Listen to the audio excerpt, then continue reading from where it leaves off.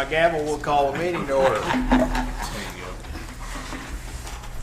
Call the roll, please. Here. Here. Harris. Here. Finley. Here. Rutherford. Here. Seymour. Here. Crawford. Here. We have a quorum. Thank you. Tom, would you like to pray for us, please? Hold that for ransom or something. And join me with the invocation. Let us pray. Almighty God, we come before you this evening with thankfulness for all your grace and your blessings. We pray for the continued blessing upon our city. We pray for this city commission. May the actions that they take here this evening be pleasing unto you. We'd ask that as we leave, you would go with us and keep us safe from harm. We'll give you the praise and the glory. Amen. Amen. Thank you. Please join in the flag salute. Attention, position, pledge. I pledge allegiance to the flag of the United States of America and to the republic for which it stands, one nation under God, indivisible, with liberty and justice for all. Thank you. Would any of the commissioners like to pull anything from the consent agenda? Seeing none, would entertain a motion to approve the consent agenda. So moved. Moved by Commissioner Harrod, Second. second by Commissioner Sehorn. Call the question.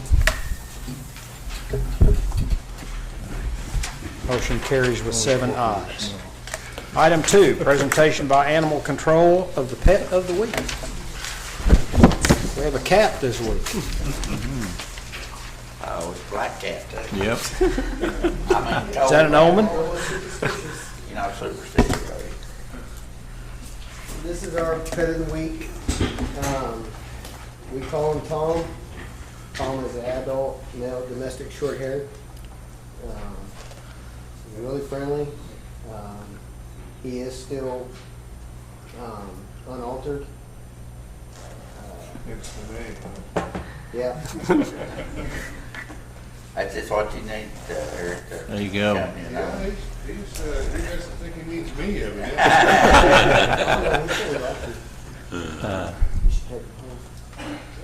Good looking guy.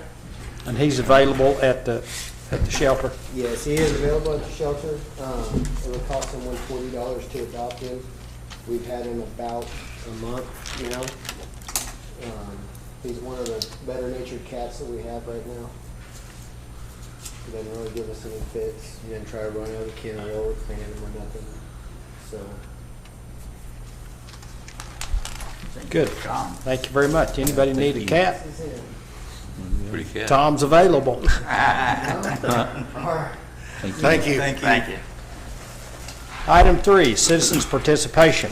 This is that time in the program where if you have something to talk to us about, you can come to the podium, tell us who you are, sign in, and speak your piece. We have a 3-minute limit per person and a 12-minute limit per subject. So if there's anyone here that would like to partake in that. Seeing none, we'll move to item 4, Mayor's Proclamation. We have 2 proclamations this meeting.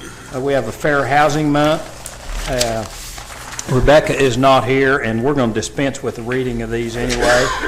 James Bryce is here on Arbor Day, and again, we will present those at the appropriate time. I've signed them, and we'll dispense with the reading. So item 5, public hearing, consideration of an ordinance to rezone property located at 125 West 45th Street from A1 Rural Agricultural District to A1 Rural Agricultural District with conditional use permit, case P0119, applicant Troy Williams. Rebecca is not here. Are you gonna? Joseph? Tell us about this. Is the mic on? Yeah. It should be on. You're good. Good evening, Commissioners. For those of you who have not met me previously, my name is Joseph Barker, and I am the Assistant City Planner. The Planning Commission has recommended for denial the application for a conditional use permit for a cell tower. However, since that public hearing, the applicant and the contractors... Hang on a second, Joseph. We're talking about, you're one item ahead of us. This is item 5, the agricultural, I think that's it. That's it. Yep. I'm the one who screwed up. You're right. It's about time. Like I said, Joseph, you're the man. The blue hairs typically get on the wrong page, so it's okay. They have initially recommended to deny the application for a conditional use permit for a cell tower. However, since that public hearing, staff and the applicant and the contractors have worked hard to iron out a solution that we believe serves the interest of both the city of Shawnee and the applicant and contractors. And we believe the Planning Commission should have another opportunity to discuss this item. So your recommendation is that we defer action on this Yes, we believe that is to the next meeting? yes, we believe that is the best course of action at this time. Do you go ahead with a hearing or not, or just defer everything? There wouldn't be a need to do a public hearing. But if we don't, we'll have to have another one. I suggest you conduct a public hearing tonight. All we're asking for the planning commission to do is to rehear the application. I know that there's at least one person here, aren't you here to Yes. speak, Jimmy? Yeah, good And I presume that maybe there may be others. So your recommendation is that we Yes, go ahead and conduct open the a public public hearing hearing even though tonight. it's not required? Should we open the public hearing and then move to defer action after the public hearing is closed? If that's what the commission chooses to do, that would be the appropriate order. Would we need to have another public hearing after the planning commission if we choose to defer back to them? It's going to come back? You will not. If you have that public hearing tonight, you will not be required to have another public hearing. In essence, you'll have that same opportunity to express input at the planning commission's second meeting. Since it's on the agenda and there are people here to speak, I'll declare the public hearing open and ask if there's anyone here that would like to speak in favor of the proposal.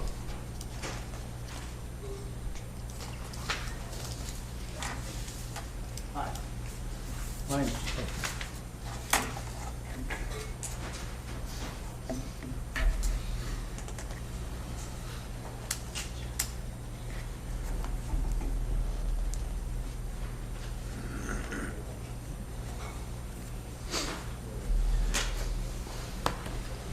My name's Troy Williams. I'm with Branch Communications, representing AT&T on the item before you today. Since the first hearing, we kind of went back and discussed it with AT&T to try to figure out a way to make it work for everybody and to meet the requirements of the planning department. What we did was reduce the height of the tower to 120 feet, move it over to the northeast corner, which I have a copy of the site plan I could show you, which meets the requirements of the section 222-1412 for the setbacks. We also added they asked for us to add a parking place, which we've done that, and raised the fence to a 7-foot opaque fence. So now we meet the requirements. The planning director, they had recommended approval based on us meeting those requirements. So that's why we are here today. I presume that it was designed at a particular height with something in mind. Does the reduction in height in any way impair potential service? No, well, we asked for 140 feet at the beginning, but and that way you can down tilt the antennas 2 degrees, which gives you a better in-building coverage around. But at 120, we think we can still cover the same hole that's there based on, do y'all have those in your plans? That shows the area of coverage needed. And it will communicate with the other sites that we have. Okay. Are there other questions at all? Do you have varied amounts of energy that you'll put out to that tower? In other words, can it be at different levels? I know that microwave radiation is turning out to be a problem. Yes, sir. There is no microwave radiation. It's RF output, and we're heavily regulated by the federal government, and we're 1,000 times below the required or maximum exposure. The other reason why the higher height that you're at, it also gives you separation from human exposure because you're at 120 feet versus I didn't catch that last bit. the higher the antennas even gives you greater separation. Like if you did an RF study, you wouldn't want to stand in front of an antenna in 30 feet directly in front of an antenna. Yeah, we are actually already having that. That's what our Wi-Fi is, basically. It's we're getting this already in our homes to a degree right now. Right. So this would not perceptibly increase that? No, sir. Now, the site will have Wi-Fi capabilities. It will also have data use, cellular use, and the biggest thing with this site is it's also a FirstNet site for the first responders. It has a dedicated system just for them. Okay. Yes, sir. Thank you. Other questions? Are you changing from a single pole to a what they call a zero fall? Actually, what it is a sectional tower.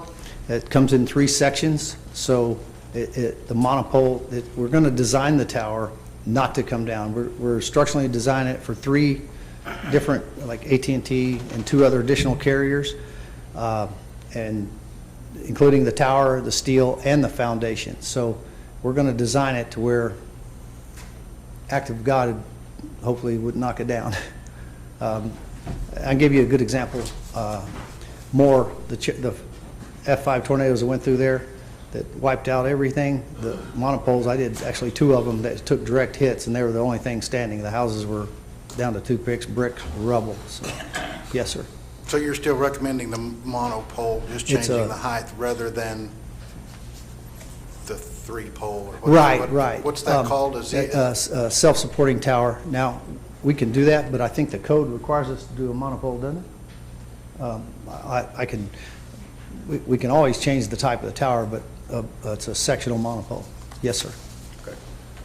Other questions? Well, installing that tower, there are areas south of I-40 Uh-huh. and kind of north of MacArthur that are dead space to Wi-Fi. And will that alleviate those problems? I'm sorry, what was the second street, north of what street? South of I-40 and north of MacArthur Street. Yes, this is kind of a twofold. There's a big hole, basically at 45th and south, in that, by the school and everything else. It's comes up on the propagation maps as yellow, which is not good. But we're also working on another site on Harrison. What's the cross street? Federal? Federal. It's kind of right in that area. We're looking at, so we can tie those 2 sites in with another one at Kickapoo and Independence area. We have a school as an option, the high school property. We're talking to them, and there's another location in that area. So with those 3 additions, we should have FirstNet coverage throughout, and they're adding FirstNet to the sites they're already on, of course. So you'll have FirstNet coverage and pretty much blanket coverage for Shawnee. There's one in the county we're working on that's northeast, and one south on Potawatomi Nation property. Now, I was asking from a personal standpoint because that's in my ward. Yes, sir. And I live directly west there. And Okay. for several years, I've had problems with Wi-Fi at my house. Yes, sir. I can get it in the northwest corner of the house, but if I get over into the southeast corner of the house, when I used to be on call, phone rang at night, I jumped up and ran to the dining room to where I could make sure that I got the information that I needed Yes, on sir. the call. And AT&T kind of, sort of admitted there were some dead spots 3 years ago, and they provided me with a micro tower for my house. Repeater type town? Yes. Okay, yes, sir. It's a booster. To help me booster, and that helps some, but I still have to use 2 extenders in the Right. hallway. This should, I don't know exactly where your house is, Yeah. but the area it covers is it's a half a mile either direction of, minimum half a mile either direction of the tower. It's going to be more like 8/10 of a mile. So the Wi-Fi would help the new school, elementary school, Yes. going in northwest corner of Kickapoo and 45th. Yes, yes, sir. Okay. Thank you, Troy. Thank you very much for your time. Anyone else here to speak in favor of the proposal?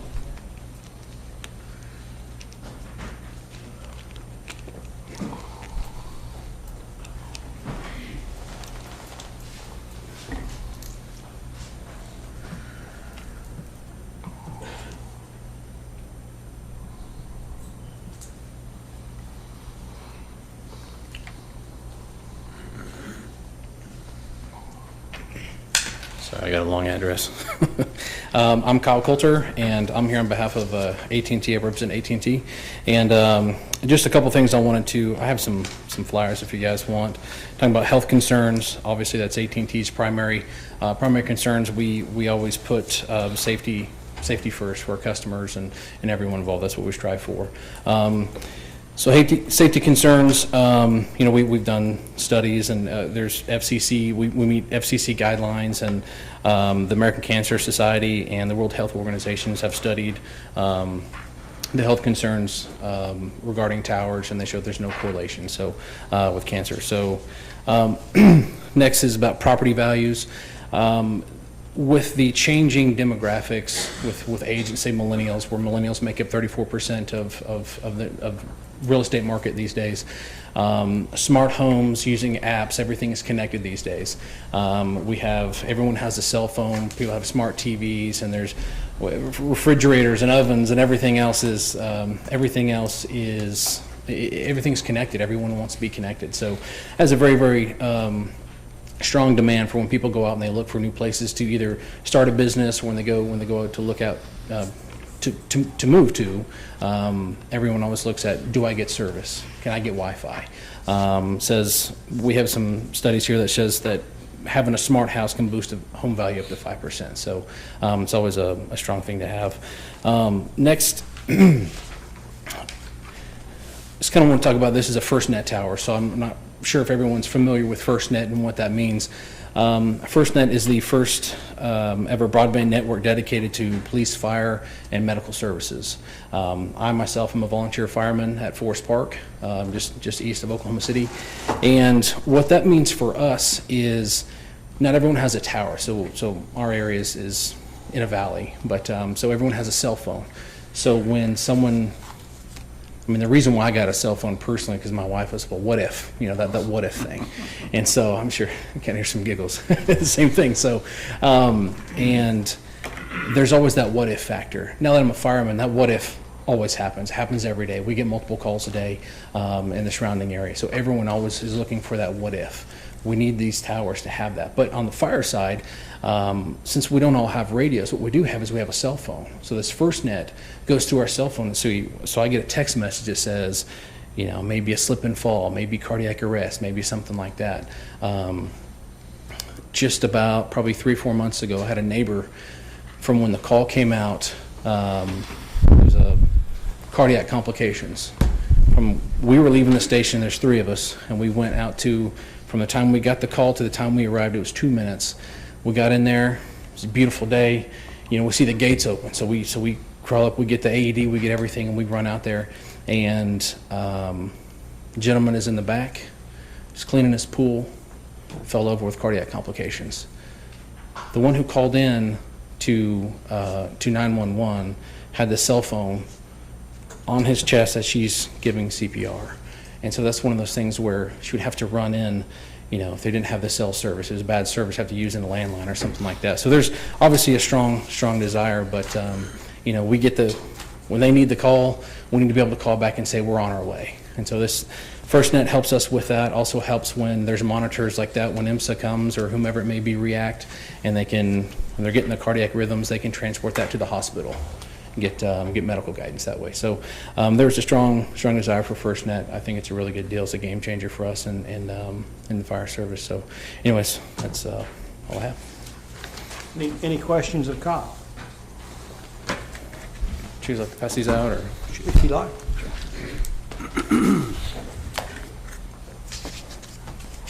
Okay. Yeah, thank you. Thank you, Kyle. Is there anyone else here to speak in favor of the proposal? For those who are here to speak in opposition to the proposal.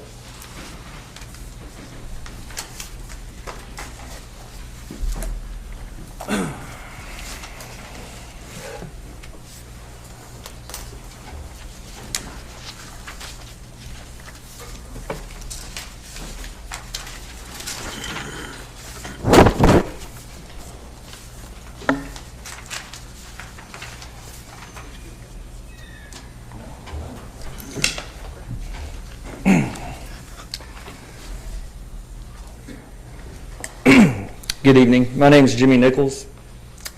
My family's resided at 134 Meadows Lane for almost 19 years now. Our home is owned by my mother-in-law, Linda White. She's out of town, so she can't be here this evening. So I'm speaking on behalf of her, my family, and others in the neighborhood that can't be here. We are all for improving cell service in Shawnee, but not at the expense of others when it can be avoided. There are a number of reasons as to why we oppose the cell tower being put in this proposed location, with the first being property value. I didn't understand the way this was going to work tonight, so forgive me on this, but regardless of what is said by AT&T in print or in person here tonight, there's little doubt that the property value of those that received letters and in the immediate area will decrease. This is not the Dallas-Fort Worth Metroplex. There's nothing to protect proposed tower to protect the proposed tower from view by us and many others. The maps and paperwork don't do it justice as to how close this will be to us. The school is another concern of ours. This has already been addressed, but I'll go ahead and say it. It is misleading as the building on the property is within the fall zone of the tower. Obviously, that's been addressed, and we're going to discuss that down the line, but that's worth noting here. In regards to the emergency services, we know that AT&T is lobbying that and promoting that. We're all for better emergency services, but this tower can be placed elsewhere in the same vicinity and provide the same services without inconveniencing us, that's for sure. Electrical interference is another issue of concern. Wi-Fi has been spoken of. Smart TVs and everything else are very important. We're concerned about the interference. This thing is basically, now it's been changed, but before then would basically be within a football field of our home and our next door neighbors. Very, very close. It's putting out a lot of energy. We'd be very concerned about connectivity, very concerned. One of our neighbors is Jack Kazay, who was in heating and air for 50 years. He's encountered a few problems in his work and has heard of many others in the Oklahoma City area when it comes to people being within a cell tower, in the vicinity of a cell tower or a radio tower, both. He's here. You can ask him questions if you'd like. They will say the cell tower is perfectly safe and meets all federal requirements. So did asbestos. How did that work out? We can counter with many studies, articles, and news stories that say the complete opposite. They are alarming and would have most anyone concerned if the tower is being placed near your home. Ironically, just days before, it was mentioned just a few moments ago that during the Moore tornado, no towers were blown over, and they all withstood the F5 and more. Well, just a couple of weeks ago in Alabama, they had a large tornado, and one was seen on television flying across an interstate. I think most people saw that. So we're concerned about safety. We live right next to this thing. It's almost basically in our backyard. You walk out the front door, look to the right, it's there. It's less than a sand wedge away. Very, very close. Our next door neighbors just moved in 2 months ago, if less than that. Within weeks of moving in, they get the letter saying that this tower is wanting to be put in basically their backyard. You walk out the back door, their back door, and right in front of them is going to be a tower with nothing protecting it, nothing. I mean, welcome to Shawnee. I mean, they got that letter within weeks of moving here, and their property value is already decreasing. They're not happy about it. We would, from the bottom of my heart, I would ask when this comes before you guys again to follow the lead of the Planning Commission the first go around. We ask that it be denied. We think AT&T is a Fortune 500, top 10 Fortune 500 company. They've got deep pockets. There's plenty of area around there, close in that area, that would not interfere with what they're trying to do. It may cost a little more money, I don't know, but there are other areas that would not inconvenience the citizens of our neighborhood. That's all I've got. Any questions? Any questions of Jim? Thank you, Jim. All right. Thank you, guys. Anyone else?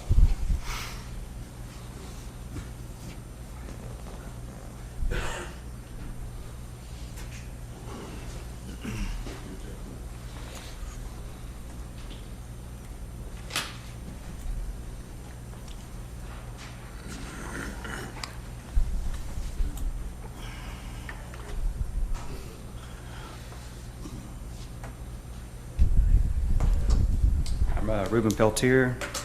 I did submit 2 letters.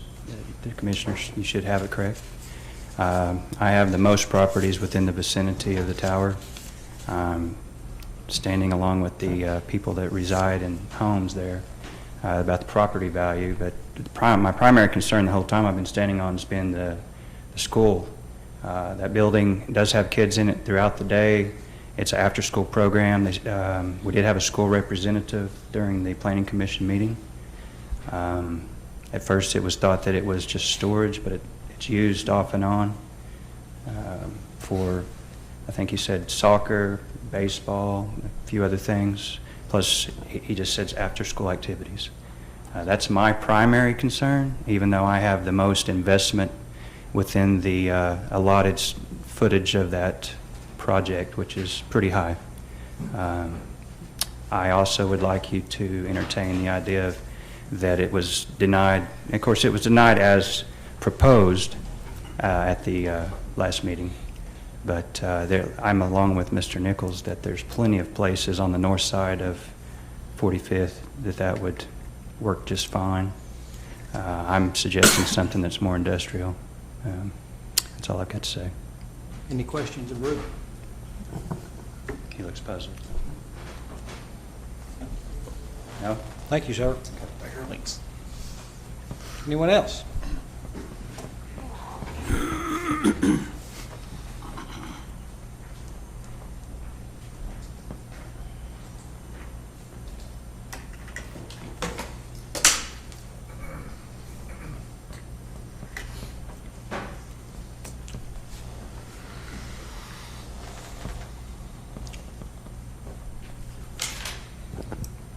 Hi, good evening. My name is Andy Dyke. I don't know if there's much to add once Mr. Nichols spoke, but I did want to bring up just some of the questions that we had proposed earlier as far as the safety is concerned. The site location, obviously we're going to take a look at the new review that's been submitted. But we were just all in question about the amount of votes that we had abstract lists that we obtained from the city, obtained it from Mr. Barker, and he, we haven't got a definite count yet, so I want to be sure to bring that point up that we have a majority, a super majority of votes of the property owners around the surrounding areas. So just wanted to be sure to follow up with that, and you'll see that majority of us have opposed for the site location. So just wanted to bring that up, and thank you. Any questions of Andy? Andy, I apologize for not recognizing you. It's been a long time. It's been a while. Yeah, it's good to see you. It's been. He's walking again. Yeah, and I'm walking. Thank you. It's good to see you. That's good to see you around. Appreciate it. Anyone else? Jack?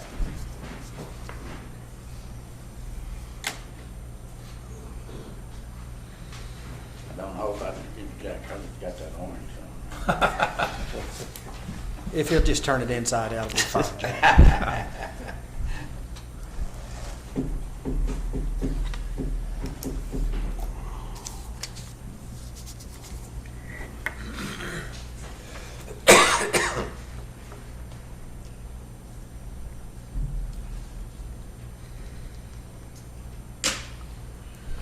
Hello, Commissioners. I'm Jack Kazay Jr. My father sat on this commission for over 12 years. And I know what a job that you all perform for the community, because I've seen him set up many hours at night listening constituents give him a beating over what he's proposed on the city commission. So I know what you're up against, so I can appreciate you. My only concern on this tower, well, other than the aesthetic value that brings the property down, would be, in my line of work, I deal with a lot of control work in air conditioning systems, heating systems that are RF affected. And I know that interference with these, in my past,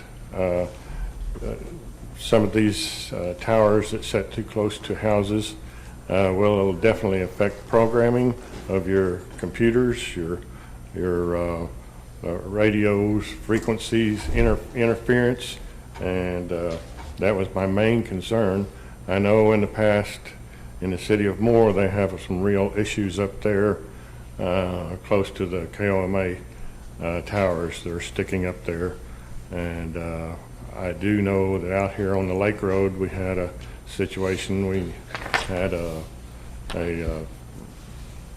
highline wire that went right too close to a house, and we could not program a thermostat, so I put another thermostat on there to replace that one, and the same thing happened. So I took it to the dealership, and they said, well, is there anything around this house that would affect? And I said, well, there's a highline wire there. And he said, well, the force field around that highline wire definitely does affect the performance. He said, program it before you take it out to the house and see if it works, and it did. So that was the issue that we face sometimes with these, RF factors that we deal with, and that was my main concern, other than the aesthetic value of lowering the property value. So, if you have any questions. Any questions for Jack? Thank you, Jack. All right. Thank you.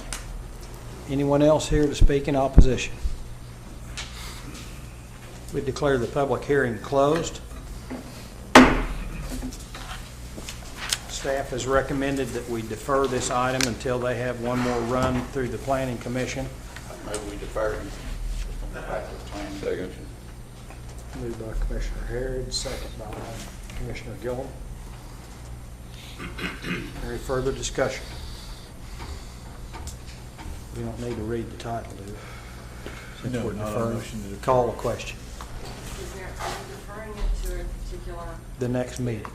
April 1st? Won't that allow the Planning Commission to have Yes. time to meet between? Second meeting. We'll have to have a special call meeting if necessary. Two options. You could either go with a special call meeting, or the applicant could present it at the next eligible regular call meeting, which would be May 1st. Is time of the essence? We could, I could get this out, letters out today, tomorrow, or the day after. But for another public hearing, we would need, as per state statutes, 20 days notice to surrounding property owners and to put down a public hearing notice sign. But just to be clear, we're not asking for another public hearing, Joseph.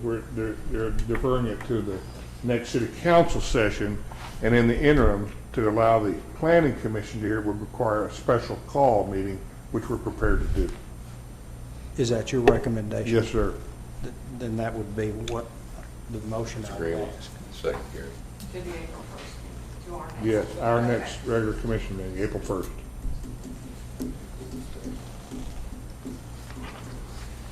Call the question.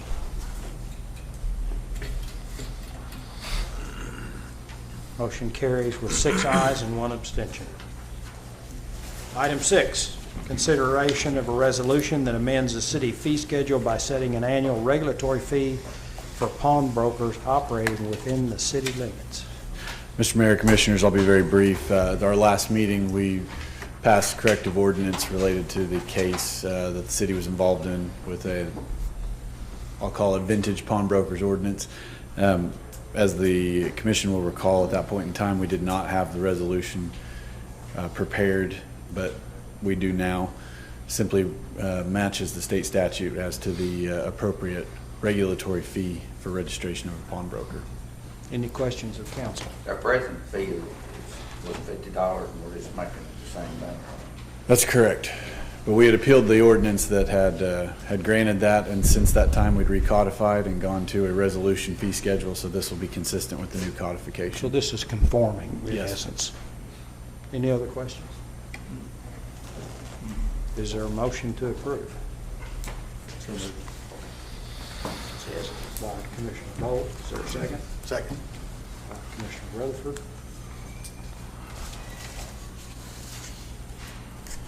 Can I read the title? Thank you, Mr. Mayor.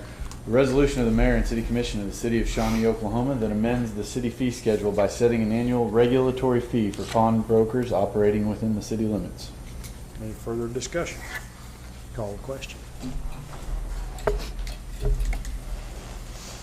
Motion carries 7-0. Item 7, consideration of a resolution that amends the city fee schedule by removing fees pursuant to Chapter 1, Section 117 of the City Code and Ordinance Number 2649 NS.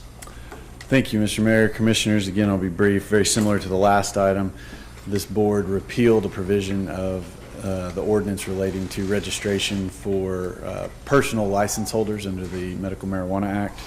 As such, we need to make take similar action with regard to the fee schedule per the recodification. That's all this is doing, is repealing that fee from the fee schedule. Any questions of council? Would entertain a motion to approve. So moved. Commissioner Seahorn, second is Commissioner Harry. Any further discussion? Thank you, Mr. Mayor. A resolution of the mayor and city commission of the city of Shawnee, Oklahoma that amends the city fee schedule by removing fees pursuant to Chapter 1, Section 1-17 of the city code and ordinance number 2649 NS. Call the question.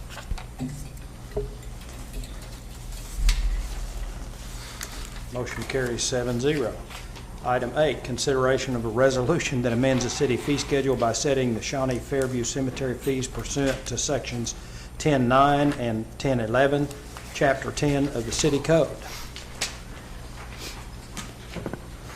Mayor and Commissioners, from time to time, we need to go through our fees and take a look at them. In this case, we did on the cemetery. It's been about 4.5 years since we did, and we've attached a spreadsheet of some cemeteries that we queried that are close to our size and things, and that's how we kind of come up with these fees. We also look at, at least trying to keep our cemetery affordable enough that, the citizens of Shawnee feel good about coming out there. So, any questions of James? They seem to fall within a reasonable amount compared to other cities, fees that we look at. We all try to stay a little comparable. Yeah. So we're all I right noticed in Muskogee's right up there.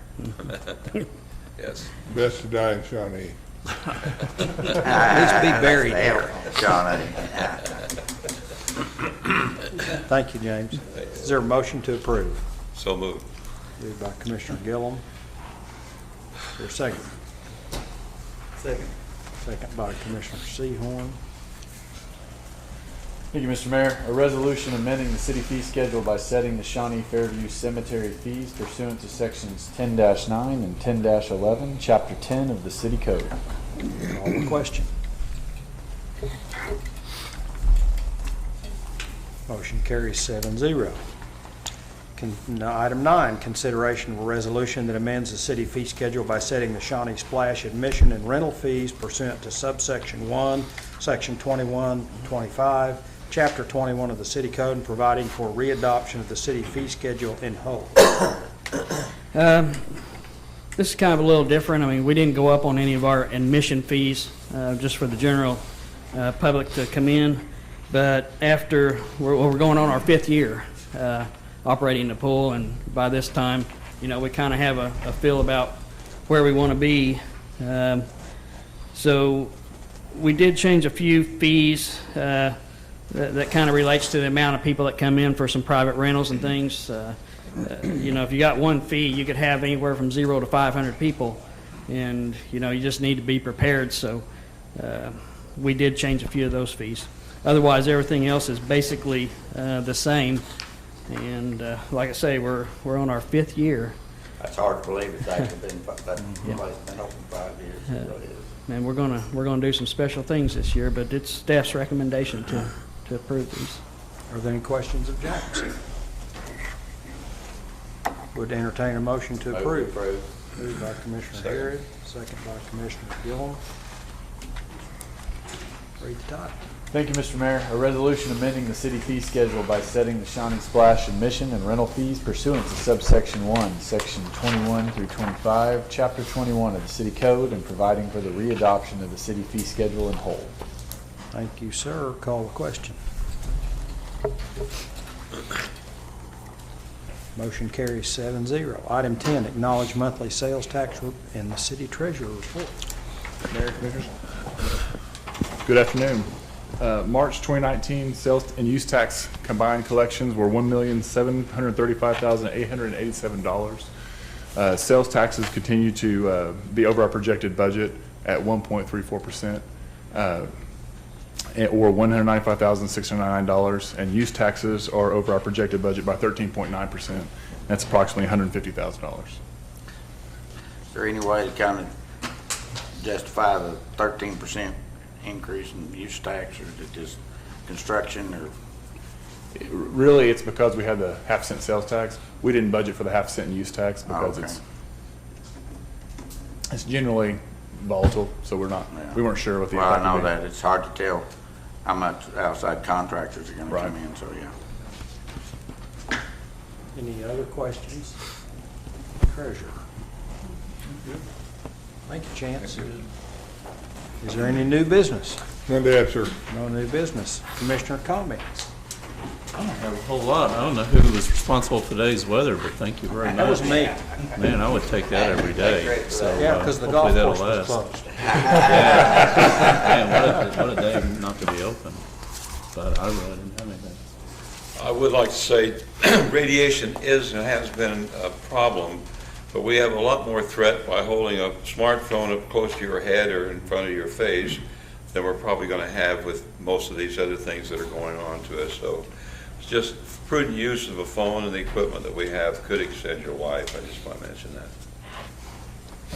A comment I have is that on the splash fees, for an individual and so forth, the price didn't change. It's still as it has been. So those prices were not increased. And it's, like I said, it's hard to believe that thing is 5 years old. And James, I think you and your staff's doing a great job on that.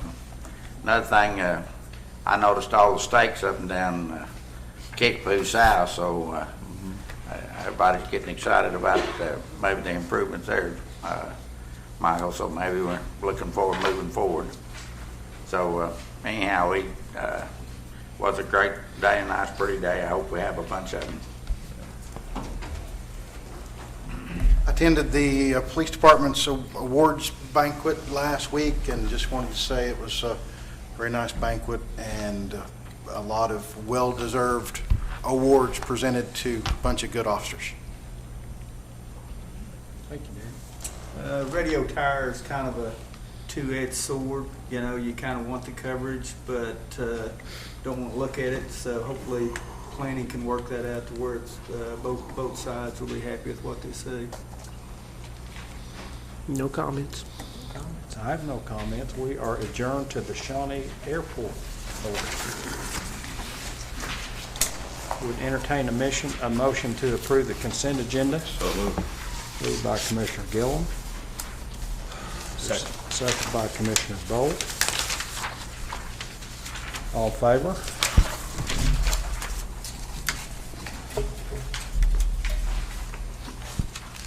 Motion carries 7-0.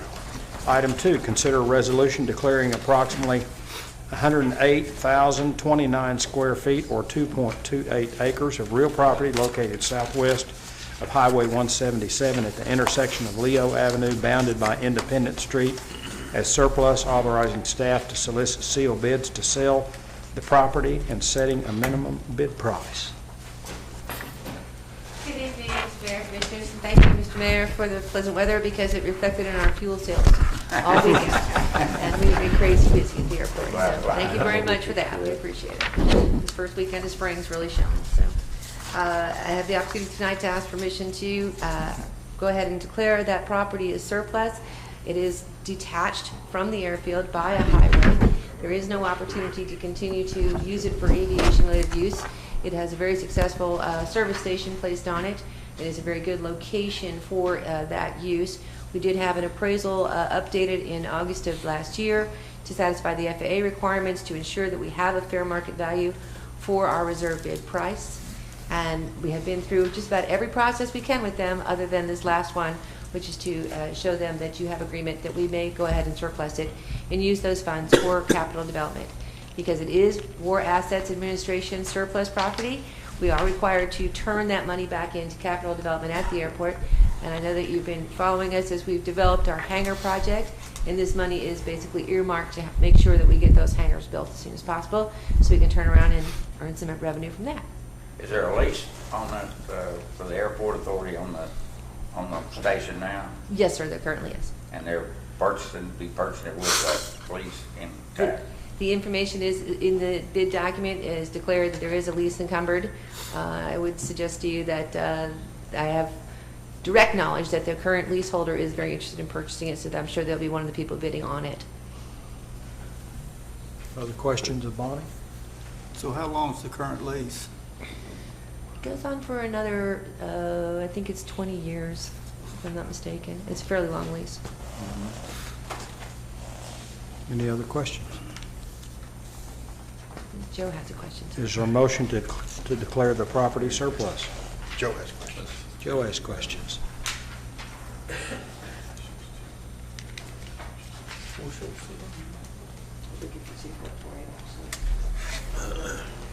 Apparently there was a typo, it should be 2.48. I apologize. I'm sorry, what? It's 2.48. 2.48 acres. 2.28. Is there any further discussion? Is there a motion to declare the property a surplus? So moved. By Commissioner Harrod, second by Commissioner Gillum, I think. Any further discussion? Call the question. Mr. Mayor, I'll read the resolution title into the record briefly. A resolution declaring certain real property, including all portion of the southeast quarter of Section 11, Township 10 North, Range 3 east of the Indian Meridian, located southwest of the south right-of-way line of U.S. Highway number 270 and north of the north right-of-way line of Independence Street, extended, less than except a 60-foot roadway easement along the west property line. Said portion of land contains 2.48 acres, more or less, surplus and no longer needed for city purposes, describing said property and authorizing staff to advertise for sealed bid for the sale of said property. Thank you, and call the question.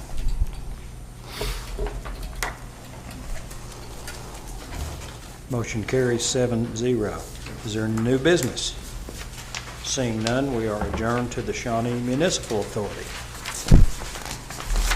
Would entertain a motion to approve the consent agenda. So moved.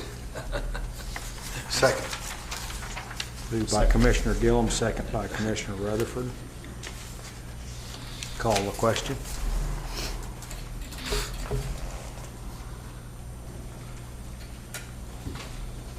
Motion carries 7-0. Item 2, presentation by C.H. Guernsey and Company regarding prioritized plan for treatment plant upgrades.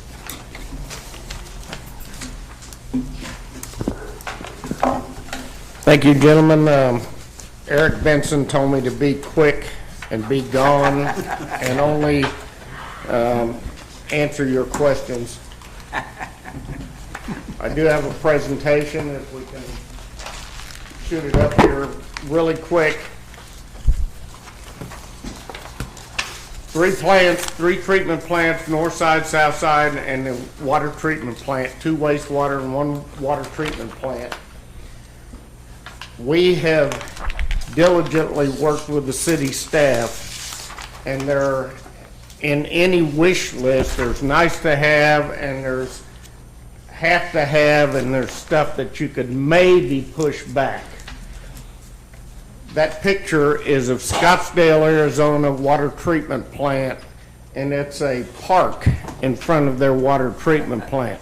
There's none of that anywhere at all in these 3 plants. This is a bare bones, have to have situation. And that's a tribute to the operators and the staff that you guys have. They never asked to put any furniture, fixtures, equipment, or any nice to have stuff in the project whatsoever in the last period we've been working with this. Growth, we are going to grow.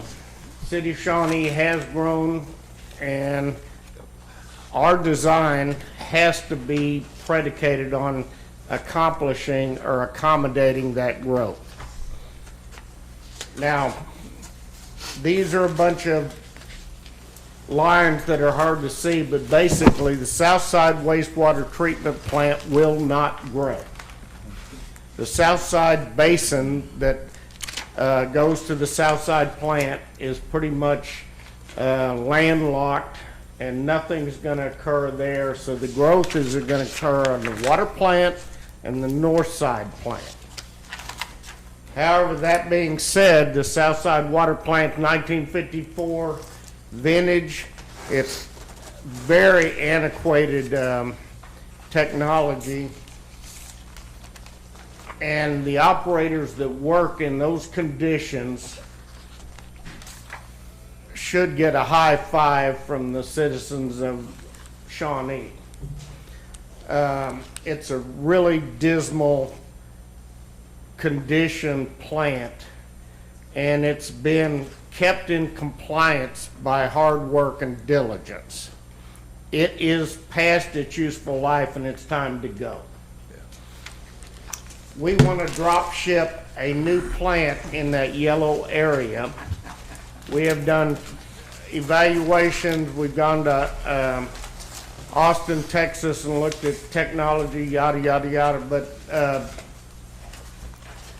long story short, a new plant is required to be put in that yellow area, which is beneficial because we can use some of the existing stuff and we can keep everything in operation while we do the construction.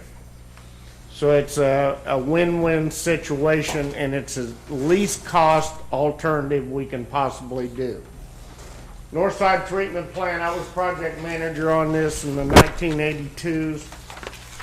It's done really well. It was originally supposed to be a small industrial wastewater treatment plant. You guys and the people of Shawnee way exceeded the expectations that was supposed to go to that plant years ago. So it's been modified one time in 1995, and it's doing really well, but all growth is going to occur there. We've got to facilitate that growth. One big deal is all the grit, all the junk that comes from the north side of the city is not being satisfactorily removed, and it messes up the downstream operations. So that is one non-negotiable part of the project that needs to be done. The next is the addition of a wet weather flow holding basin, 5 million gallons, which is a big basin, which will basically extend the life of this plant. The other existing unit processes for 20 years. So those two elements are have-to-haves, not nice-to-haves. Water treatment plant, as we grow, there's only one water treatment plant, so we're going to have to provide water out of that plant.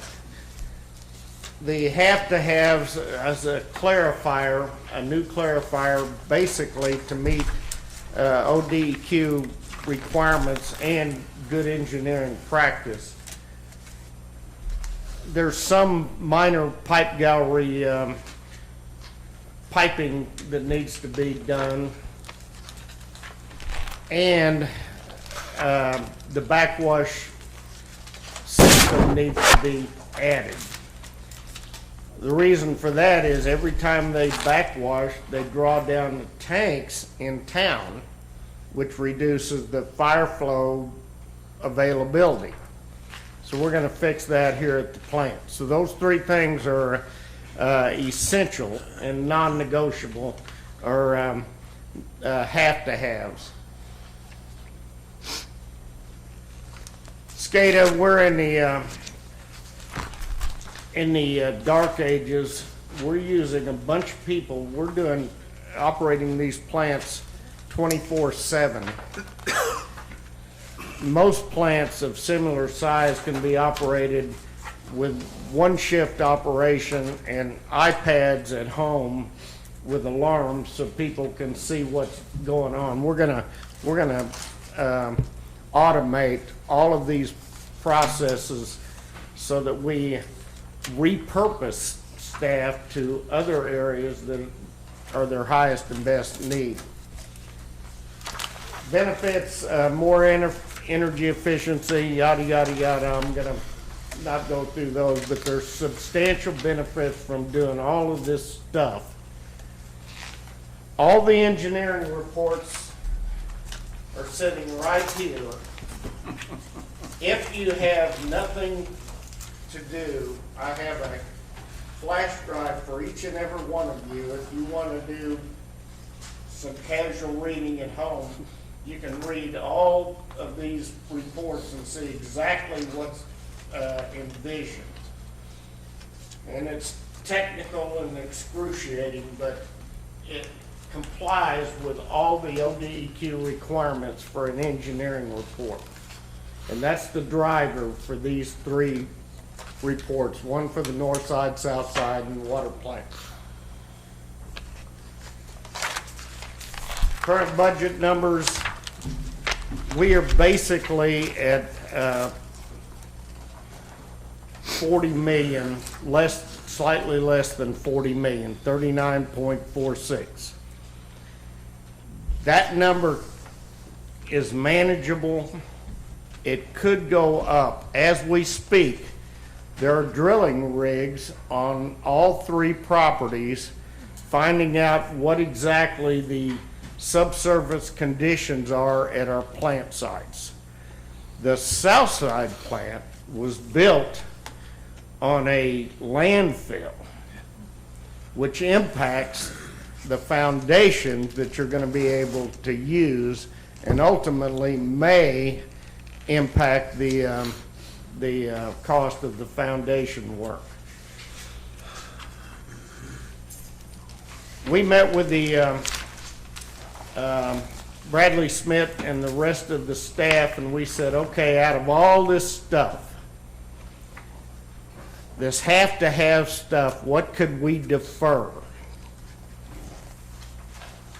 And to their credit, there wasn't any egos, there wasn't any, I want this for my plant, any of that stuff. They were looking out for the fiscal responsibility of the city of Shawnee and what they could actually defer.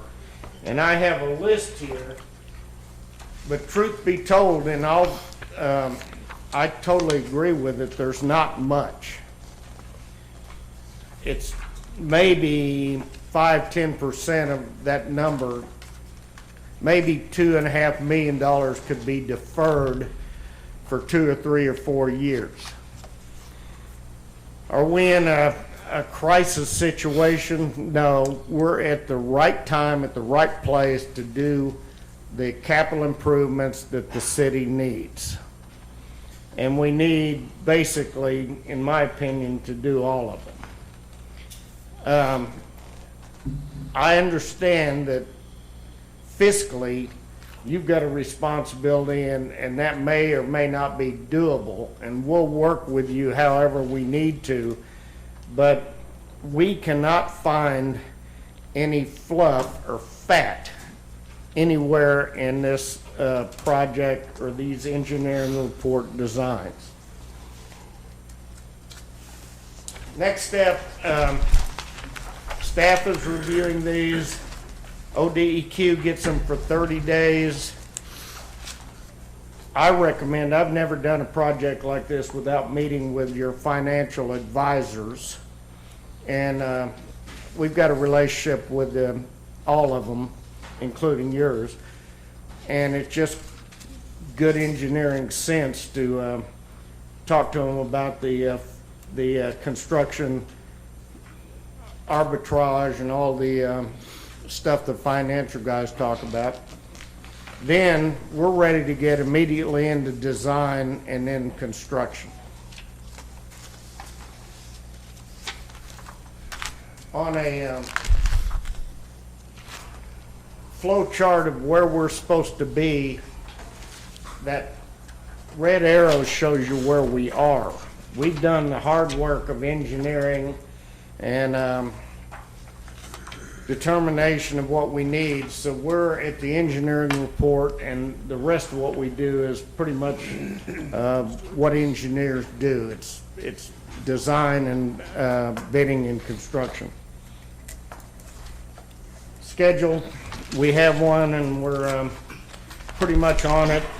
It's going to be 6 months for design of the water treatment plant, Northside plant, 9 months on the Southside plant, and then construction of the both projects. We can do them basically concurrently.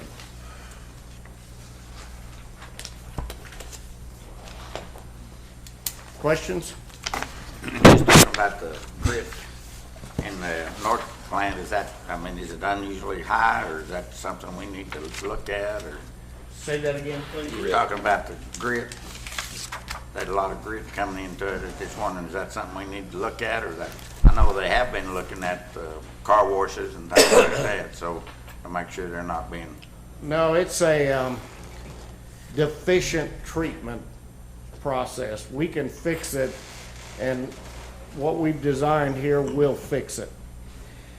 You're supposed to get 95% of the grit out, and it goes to dumpsters and goes to a landfill. Right now, we're getting 20 to 25% of the grit out. So it goes downstream into the treatment units and clogs up everything downstream. And it's a big nuisance for the operator personnel, and it just decreases the efficiency of the whole treatment operation. Why is that happening? Or why is it not happening? I guess is probably the better way to ask it. Say that again. Why is it not happening? Why are we only getting 20%? The grit removal system I designed in 1982 was replaced in 1996, and it had a air pump system instead of a mechanical pump system, and it's ineffective. It doesn't get the grit out of the unit. And since 1996 till today, grit removal technology has increased substantially. So basically what we've got there now is irreparable. It's not going to ever work. And if we put in this big 5 million gallon excess flow holding basin, we're going to have to put in 2 grit chambers, one for wet weather flows and one for normal flows. So the grit removal, it's $1.2 million capital improvement, is going to go from one system that doesn't work to 2 systems that are state of the art. Okay, thank you. So it's not an unexpected or exceedingly high amount of grit coming to the plant, no more than you would expect. It's just that our facility is not able to treat it. Well, you think of the Northside plant, you know, it's pretty far out there, north of I-40, and it picks up some grit, and infiltration, inflow, sand, you know, so it's a little worse than like the Southside plant, but we've seen the same instances in Oklahoma City, Dallas, wherever. So it's not totally abnormal, it just needs to be addressed.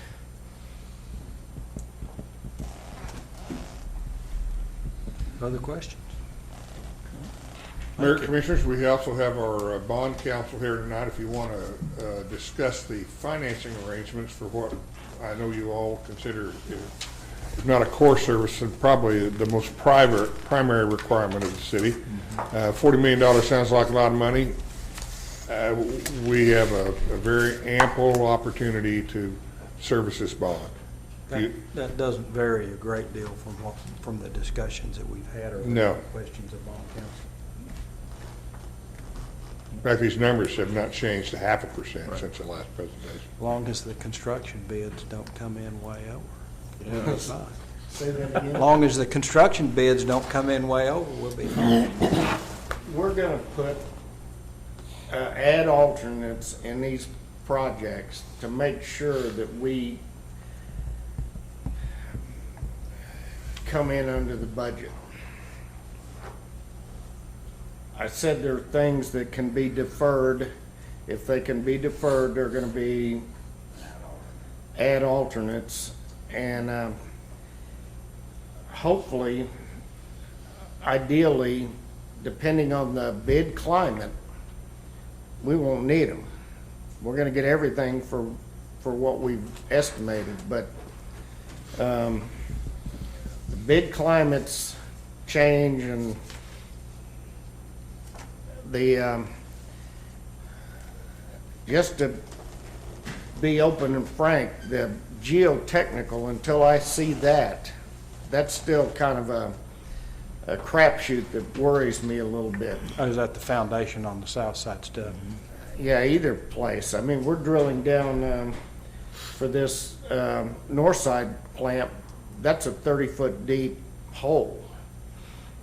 And so we need to know what the geotechnical situation is there. We're estimating normal situation, but if there's any abnormalities, then we're gonna have to address those in the estimating. The possible will you have layoffs that are pretty information? small. Excuse me. Go ahead. When do you expect to have that information? Well, they're drilling now, so 2 weeks. And I really don't anticipate anything gee whiz, but I just want to make. The variation really between the possible add-ons later are small enough that the project really should be looked at as in a whole, I believe, and moved ahead. That's an accurate statement. It's going to be holistically, there's going to be some give and take between the three plants. We're going to be, after we do detailed design, we're going to tighten up in one plant and maybe need more money in another plant. But my gut right now tells me that this 40 million for the three plants, we may juggle some within the three plants, but it's a reasonable budget estimate.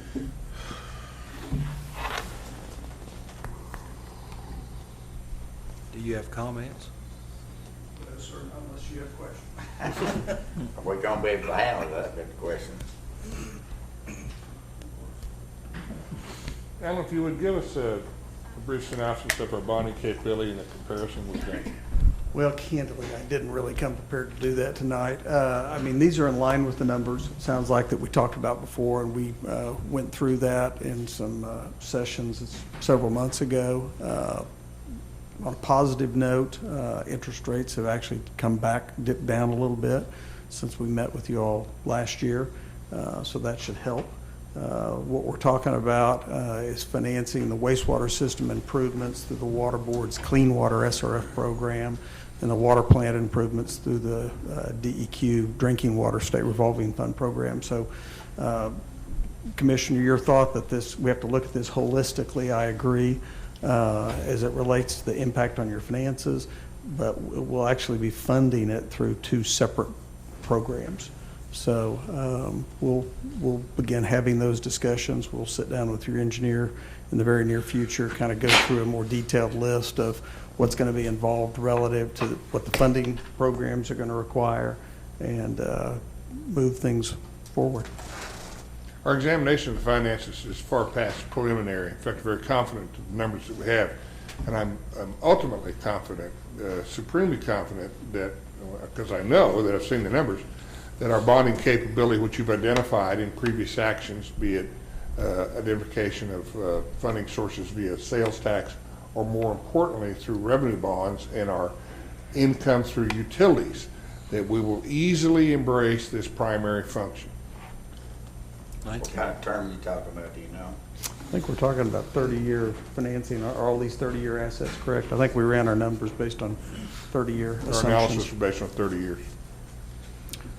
And unrelated but related, I think I mentioned to Eric earlier today, your meter replacement process seems to be moving along. We're planning to have that loan taken to the Oklahoma Water Resources Board for approval at their April meeting. So that one will be coming back to you pretty quickly. Okay. That'll be through the water resources. Yes, sir. That'd be the Clean Water State Revolving Fund Program. Thank you. Any questions? No, you missed your chance. The south side improvements will take care of treatment for 50 years. The north side and the water treatment plant improvements will take care of the city of Shawnee for 20 years. After that, we're going to have to do something different. So I just want to make sure that's clear, because the south side plant's defunct. I mean, it's past its useful life, but the north side plant and the water treatment plant are up there in years. So these are going to be really good fixes for 20 years, and I'll be dead and gone, but the city's going to have a new challenge in 25 years from now on those two projects, and that's not unusual. That's very typical. I mean, that's just the way it is. That's why I was concerned about the 30 year instead of 25 or 20 or something like that, and I don't know whether that's even feasible or not. No, the 30 years time frame based on the growth projections that are included in this presentation. No, it's the concrete structures have a 50-year service life. Mechanical equipment has a 20-year service life. So we're going to be pushing that 50-year on the north side plant and the water treatment plant. So it's not a function of volume necessarily. No, it's the condition, it's the useful life of the structures. Okay. Now, that being said, the south side plant was built in '54, so we're looking at way past that, those parameters I'm telling you. Yeah, but it's just as an engineer, it's prudent to tell you what the service life is. But we're buying 20 years plus for the citizens of Shawnee, Oklahoma, in water, wastewater, and then 50 years on the south side plant. So this is money well spent. I don't know where you're going to get much more bang for your buck on infrastructure improvements. Okay, thank you. Now, does anybody want these flash drives or? Commissioner Harrod wants one of those books. I was wanting to nominate Commissioner Harrod. Read that. No, but we thank you for the offer anyway. Is there any new business?